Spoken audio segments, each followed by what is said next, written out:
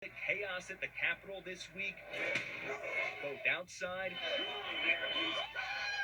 and inside, as Capitol Police appear to be understaffed and overwhelmed by President Donald Trump's supporters. The FBI now saying there's no indication that Antifa activists played any part in the violence that led up to this. Capitol Police officer shooting and killing a woman from San Diego. That sounds like a These guys were hitting the Capitol Police in the head with lead pipes.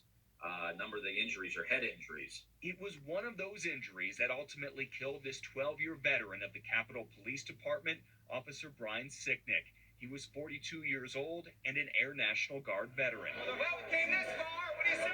Federal agents are now searching for whoever's responsible for his death, while this man, accused of breaking into House Speaker Nancy Pelosi's office, stealing mail, and taking this viral photo, is now under arrest. Richard Barnett turned himself in Arkansas and is now in FBI custody. The activities of those involved in this siege of our capital were violent, they were destructive, they resulted in tragic loss of life, and they threatened our nation's security.